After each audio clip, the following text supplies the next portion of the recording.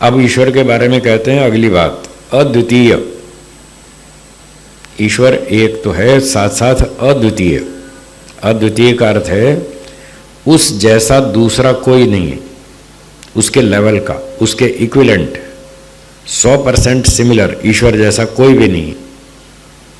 अपने ढंग का वो एक ही है। अंग्रेजी में क्या कहते हैं? यूनिक। यूनिक कहते हैं ना, जो वस्तु अपने ढंग की केवल एक ही हो उसको यूनिक बोलते हैं।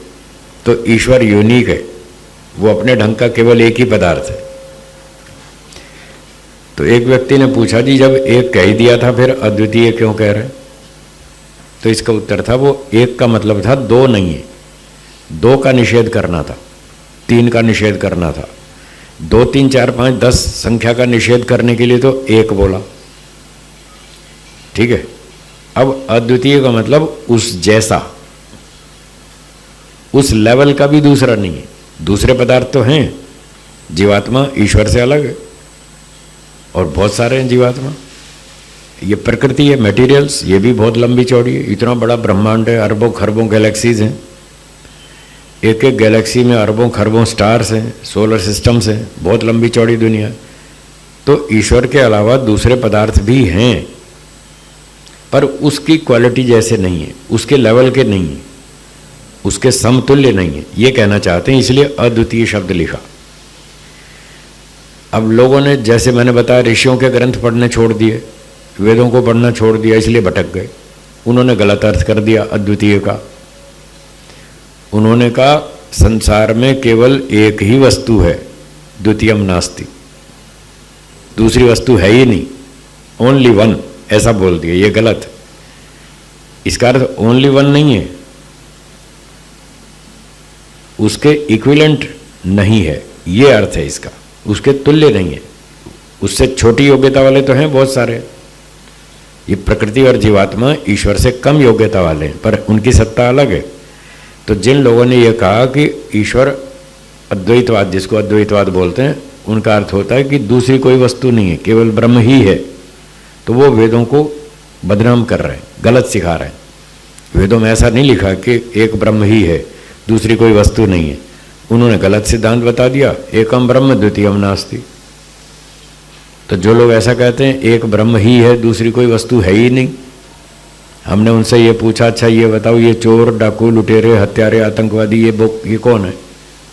ये ब्रह्म है क्या? ब्रह्म ऐसे काम करता है क्या? है जी? ऐसे नहीं करता। इसका मतलब ये ब्रह्म से अलग है। तो फिर आपकी बात तो झूठ है। आप कहते हो ब्रह्म के अलावा कुछ है ही नहीं, ये तो झूठ है। ब्रह्म के अलावा चोर डाकू बहुत है। तो ये कौन है चोर डाकू? ये जीवात्मा है।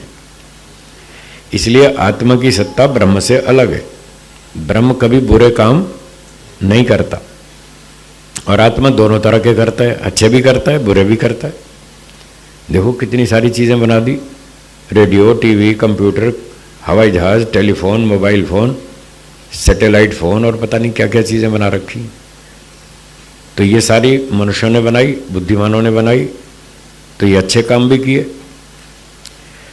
और चोरी, डकैती, लूट मार, बुरे काम भी करते हैं ये। तो आत्मा अच्छे भी कर्म करता है, बुरे भी करता है, दोनों तरह के करता है। ईश्वर केवल अच्छे ही करता है, वो बुरे कभी नहीं करता। आत्मा कभी सुखी होता है, कभी दुखी होता है। ईश्वर कभी भी दुखी नहीं होता। ईश्वर दुखी कभी नहीं होता, सदा आनंद में रहता है, मस्त रहता है। आत्माओं को भ्रांति होती रहती है, संशय होता रहता है, पर ईश्वर को कभी भ्रांति होती है?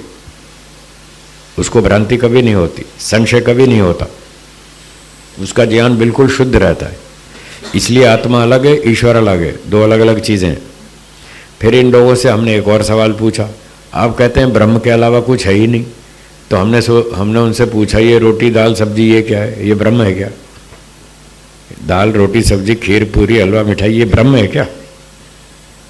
क्या हम ब्रह्म को खा रहे हैं? दाल रोटी रोज खाते हैं, क्या ब्रह्म को खा रहे हैं? ब्रह्म कोई खाने की चीज़ है? ब्रह्म चेतन वस्तु है, ईश्वर चेतन वस्तु है। चेतन को आप खा नहीं सकते, वो खाने योग्य नहीं है। वो खाने योग्य तो मटेरियल है, जड़ वस्तु है, उसको खा सकते। कपड़े पहनते हैं, ये मटेरियल है। जड़ वस्तु को आप खा सकते हैं, पी सकते हैं, पहन सकते हैं, कार बना के इसमें यात्रा कर सकते हैं, उसके दूसरे उपयोग हैं। चेतन के उपयोग अलग हैं, जड़ के उपयोग अलग हैं। तो ये सारी जड़ वस्तुएं, दाल रोटी सब्जी स्कूटर कार कंप्यूटर, ये ब्रह्म से अलग चीज़ है। तो सामान्य बुद्धि से भी सोचें तो समझ में आती है बात कि कम से कम 3 चीज़ें हैं। एक ईश्वर है, असेंबलर ऑफ दिस यूनिवर्स, जो सारी सृष्टि को बनाता है, और दूसरा जीवात्मा है, कंज्यूमर ऑफ दिस यूनिवर्स, जो इस जगत का भोक्ता है, जिसके लिए जगत बनाया, और तीसरा मटेरियल है, जिसको इस्तेमाल करके जगत बनाया। बिना मटेरियल के कोई वस्तु बनती नहीं, कोई प्रोडक्ट बनती नहीं। आटा नहीं हो तो रोटी बना लेंगे आप? नहीं बन सकती ना। धागे के बिना कपड़ा नहीं बनेगा, ईंट पत्थर के बिना मकान नहीं बनेगा, तो मटेरियल के बिना सृष्टि कैसे बनेगी? इसलिए वेदों में बताया 3 चीज़ अनादि, वो सदा से हैं, सदा रहेंगी। एक ईश्वर, एक आत्मा, एक प्रकृति। तो अद्वितीय का अर्थ ये करना कि दूसरी कोई वस्तु है ही नहीं, ये गलत। इसका ठीक अर्थ ये है कि ईश्वर जैसा दूसरा कोई नहीं, ना तो ईश्वर जैसा कोई दूसरा ईश्वर है। मान लो 2 ईश्वर होते और एक समान होते, ऐसा नहीं है। और दूसरी बात, 2 ईश्वर तो नहीं है, ईश्वर तो एक है, लेकिन जीव और प्रकृति अन्य पदार्थ जो हैं उनमें से भी कोई वस्तु ऐसी नहीं है जो ईश्वर के इक्विवेलेंट हो, उसके समान गुण वाली हो। दूसरा कोई पदार्थ नहीं है। ये अद्वितीय शब्द का ठीक अर्थ है। तो ये बात महर्षि जी बताना चाहते हैं कि ईश्वर जैसा दूसरा कोई नहीं है।